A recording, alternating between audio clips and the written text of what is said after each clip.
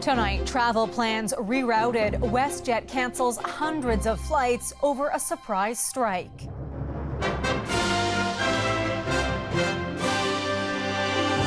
Parked planes force tens of thousands of passengers to pivot. It's ridiculous. I mean, they're leaving everybody stranded. As mechanics walk off the job. We will get back to work as soon as they start negotiating. Leaving the airline outraged. One party that is currently acting very unreasonable. Fire fears as Canadians prepare to light up the night sky. At a time where temperatures are extremely hot and conditions are extremely dry, wildfires are of course top of mind. Putting cold water on cross-country celebrations. Plus, the new robots in the race to save a species. What's at stake here is the survival of North Atlantic right whales. The battery-powered gliders patrolling ocean sounds to flag a whale's whereabouts.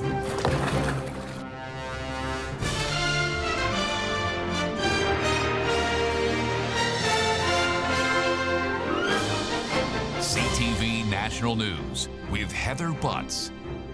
Good evening. The first long weekend of summer is off to a bumpy start with a massive labor dispute at WestJet. A strike by airline mechanics leaves some 30,000 passengers in limbo. Their plans up in the air as hundreds of flights were canceled today.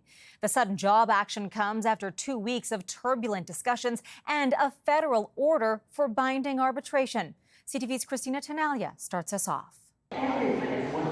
A jam-packed afternoon at Canada's busiest airport. Travelers like Kathy Nixon arrived at Toronto Pearson, packed with optimism, until she got an unwelcome message. Might have to get a hotel to stay overnight. She's waiting for an update from WestJet after her flight was canceled when airline mechanics hit the picket line. I'm frustrated. At a news conference this morning, WestJet's leadership team expressed their own frustrations. We're devastated.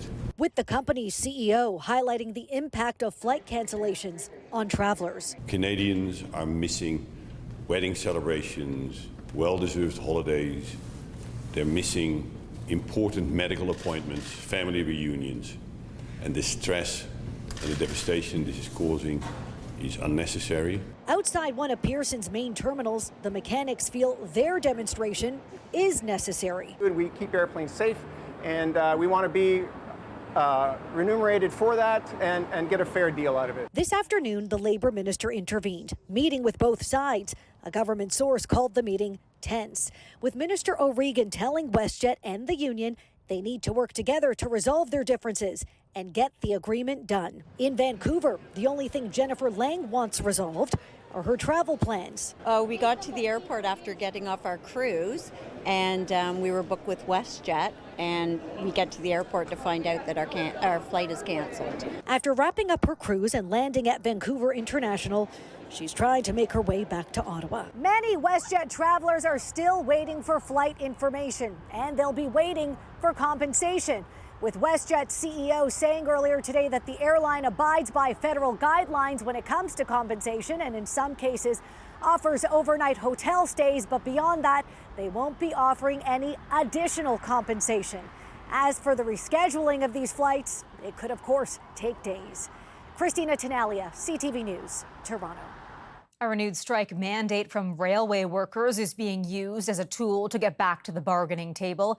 Union members at CN and CPKC voted 99% in favor of job action. The union says it's willing to go back to the bargaining table and work with federal government mediators. The rail companies are looking for concessions on crew schedules, work hours, and burnout. As many Canadians prepare to light up the night sky with flashy fireworks displays, fire chiefs across the country are hoping to pour a little cold water on celebrations. The current hot, dry conditions could be a recipe for disaster in a year already challenging crews and communities. CTV's Kamal Kramali reports. The weekend before Canada Day, sales are booming for fireworks. In terms of sales, Canada Day is probably our biggest holiday. But fire chiefs from across the country with a warning. Fireworks in these hot and dry conditions could be disastrous. At a time where temperatures are extremely hot and conditions are extremely dry, wildfires are of course top of mind.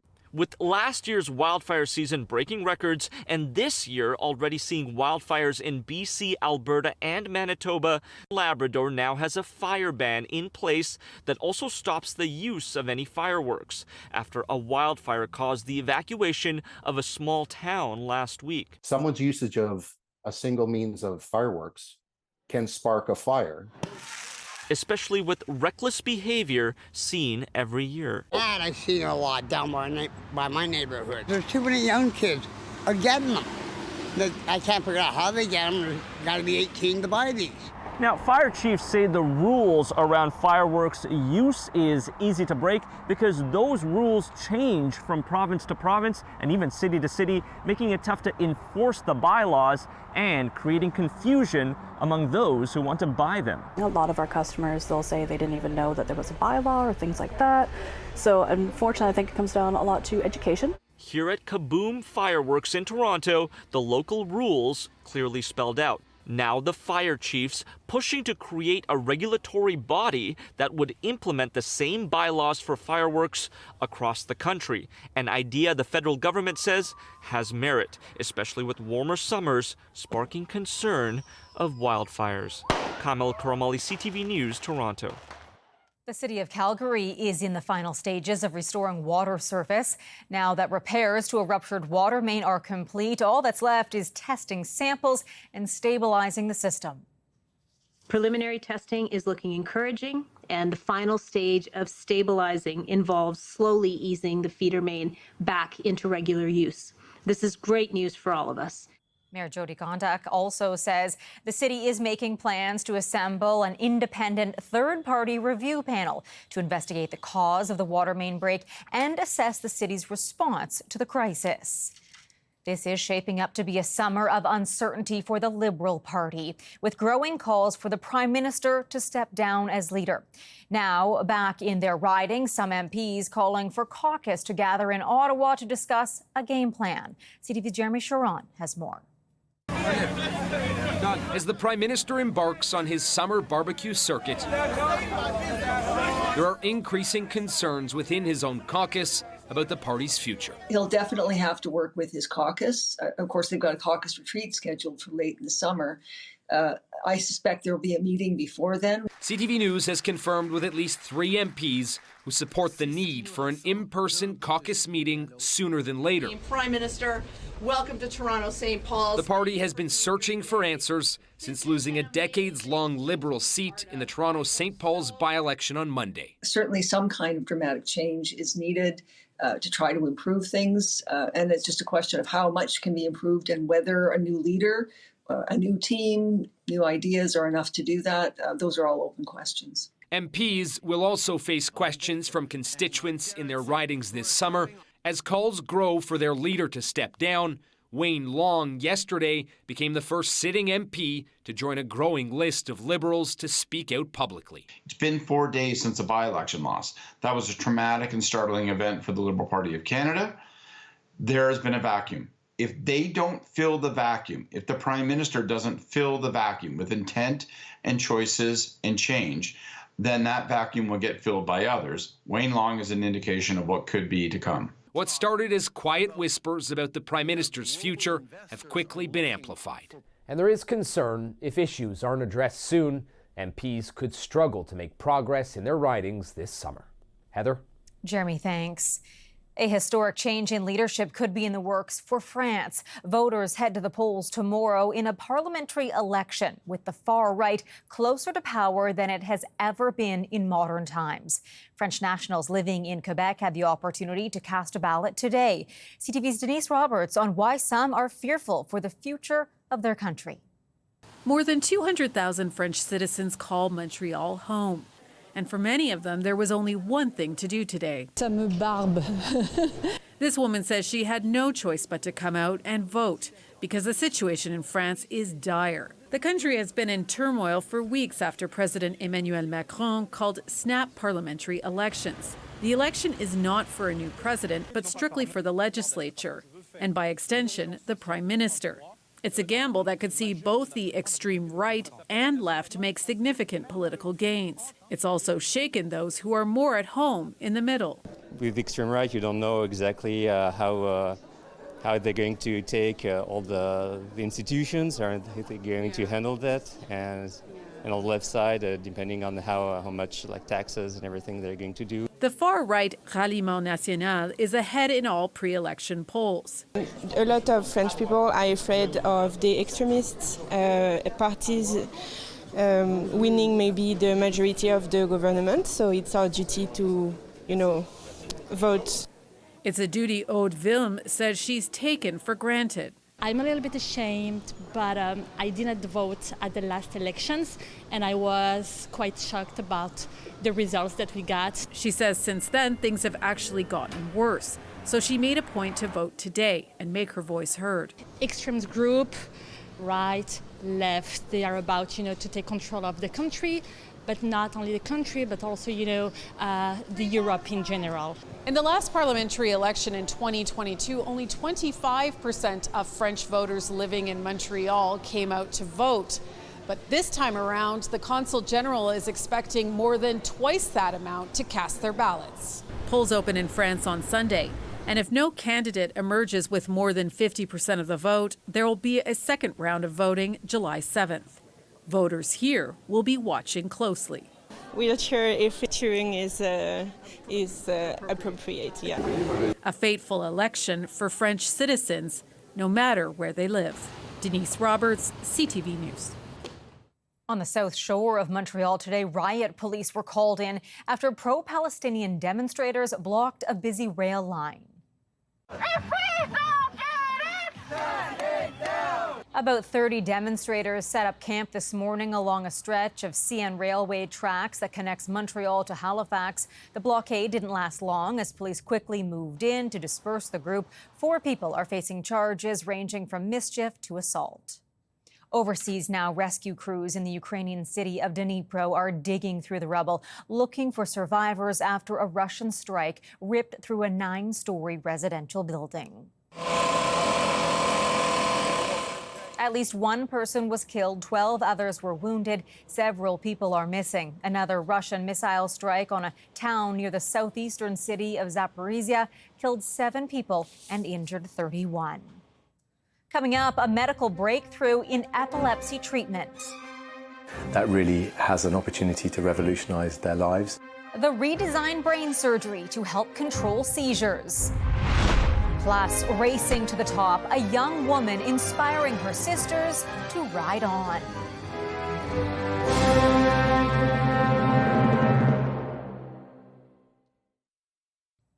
Hundreds of thousands of Canadians live with epilepsy, a brain disorder that triggers terrifying seizures. A British teenager who once endured daily episodes has now become the first child in the world to undergo a groundbreaking procedure to help control them. CTV's Kathy Lee reports. To be resilient is to still find joy through the hardships of life. And Oren Nolson has had many. I had a fairly bright and up-together 3-year-old that within a few months of seizures commencing deteriorated rapidly and lost a lot of skill. Oren was diagnosed with a rare treatment-resistant form of epilepsy. Over the next decade, seizures have taken over every day. It's robbed him of all of his childhood so far. I want Oren back. I want the child that, or at least glimmers of the child that I remember. I want some of that back. A mother's want may be realized. Back here. Doctors in London fitted a neurostimulator under the 13-year-old's skull, sending electrical signals deep into his brain. We now know that we've left him with the leads exactly where we want them to be. So that gives the best chance of the device working and reducing the seizures. Oren's seizures have been reduced by around 80%, a positive sign for the future. If we're able to bring this treatment in and make it available to more children, that really has an opportunity to revolutionize their lives and to allow them to get their childhood back. Yeah, look. Yeah. Oren may have lost years of his childhood, but he can start building those experiences now. It's going to take time. But for the first time in 10 years, we actually have hope. 3 more children will soon take part in the UK trial. Kathy Lee, CTV News, Calgary. Still ahead, whale watch. The new robot surveying ocean waters to help save the endangered right whale.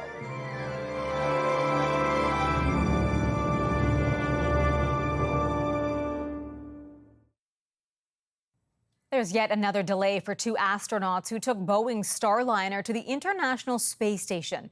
NASA now says it may be weeks before they return home. Starliner blasted off on its historic test flight in early June, a planned 10-day mission, now a weeks-long stay. Helium leaks and thruster issues have caused multiple delays. NASA and Boeing say they need more time to study the root cause of the problems. They insist time is on their side. A frantic race to rescue a massive pod of dolphins struggling in the shallow waters off Cape Cod, Massachusetts. Here are just a few of the 125 dolphins that got stuck after the tide dropped. With time running out, a massive response. Volunteers armed with life jackets jumping in to help, guiding the dolphins to deeper water. Others using boats to bring them out. More than 100 dolphins were saved. Canadian researchers trying to protect the critically endangered right whale are adding to their toolkit, expanding their fleet of underwater robots. That will enhance the ability to detect where the whales are and where vessels need to slow down in some of the busiest shipping lanes. Sarah Plowman has the details. Across vast waters, the endangered right whale is tough to spot. In the race to save the species, scientists are bringing in more robots. What's at stake here is the survival of North Atlantic right whales. These battery-powered gliders patrol the ocean, not with cameras, but a microphone, to listen and flag a whale's whereabouts. All marine mammals make sounds. The ocean is an acoustic world. Detection triggers federal rules that force ships to slow down to 10 knots or 19 kilometers an hour in parts of the St. Lawrence. A large vessel that's traveling at a regular speed of 25 knots is going to kill a large whale if it hits it.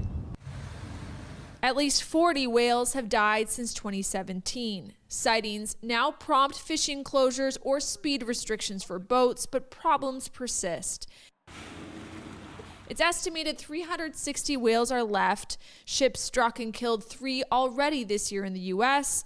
Calves are missing. Another was found dead, entangled in gear. Upping their fleet from 2 to 3 robots widens researchers' reach. We need to be doing everything we can to push this in the other direction. Another threat is fishing gear. The first whale spotted in Canada this year had gear in its mouth, but later shook it off. Off New Brunswick this week, surveyors saw a calf facing the same challenge. Advocates believe Ottawa's strategy to tackle the risk is overdue. The time has come to release that information out into the public realm so that we can provide feedback. The Department of Fisheries and Oceans says it plans to share a draft of that strategy early this summer. As for those underwater robots, they're already in the Gulf of St. Lawrence where they'll search for right whales for months. Sarah Plowman, CTV News, Fredericton. Canada's men's soccer team has advanced to the Copa America quarterfinals, and they did it without scoring a goal. There's the final whistle. It is over. One of the biggest results in Canadian men's soccer history. Canada and Chile played to a goalless draw in steamy Orlando, Florida. The results give Canada a total of 4 points in Group A. With a win, a loss, and a tie, they're headed on to the knockout round. Well, the streets of Canada's biggest city are flooded with pride this weekend, despite a downpour.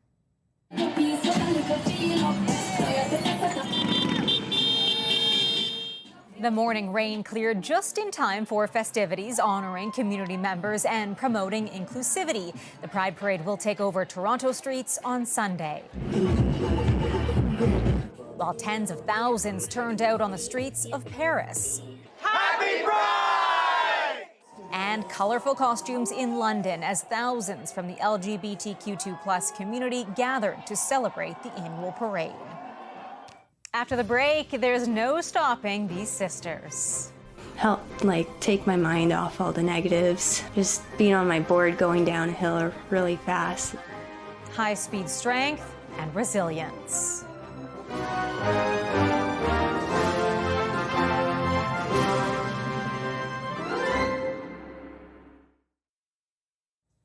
We leave you tonight with the remarkable skill of a BC skateboarder tackling challenges on course and at home. Faced with an unexpected family tragedy, her competitive spirit is now rubbing off on her sisters. CTV's Adam Sawatsky tells us we could soon see the trio on the world stage.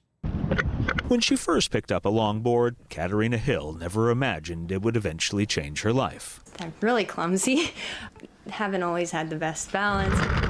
But she didn't have any other vehicle, so she just pushed herself around town. It's like, oh gosh, like that's so much better than walking. A couple months later, a friend sent her a video of downhill longboarders as a joke, but Katarina was inspired. It's like, oh, I would love to learn that. So every day, Katarina took every opportunity to teach herself to ride before meeting a community of boarders who gave her the confidence to race. It just kind of exploded from there. While Katarina was exploding to become top-ranked woman downhill longboarder in the country, it felt like her family was imploding. Katarina and her younger sisters lost their dad to a stroke, and then their mom died from cancer. When my mom passed, all my friends in the community, they just kind of came over to my house and started helping out a whole bunch, and it meant so much to me. Now, the 23-year-old is her sibling's legal guardian, and although she spends her days balancing a full-time job with caring for 17-year-old Rose and 12-year-old Tasia, Katarina still makes time to skate. Help, like, take my mind off all the negatives. Just being on my board going down a hill really fast, it just, oh man, it just feels really great. It also inspired both of Katarina's sisters to follow her path and start racing on street luge boards. I want to go and hang out with my sister and do it. She was like, oh, if you want to hang out, you got to practice. Now Rosehill is so competitive in street luge, both she and Katarina have qualified for this year's Downhill Skateboarding World Championships in Italy and have launched an online fundraiser in the hopes that their family of 3 can attend. Yeah, and I'm like really proud of her. Proud that young Tasia's a formidable competitor too. But ultimately, Katarina feels comforted knowing her parents would be proud. Their daughters are proving to be so united and resilient. If you crash in a race, you gotta still get back up. And just like in life, if you have your crashes, you gotta still get back up. Adam Sawatsky, CTV News, Abbotsford. Such strength in those remarkable young women. That is our newscast for this Saturday evening. I'm Heather Butts. For all of us at CTV National News, thank you for watching. Good night, and I'll see you again tomorrow.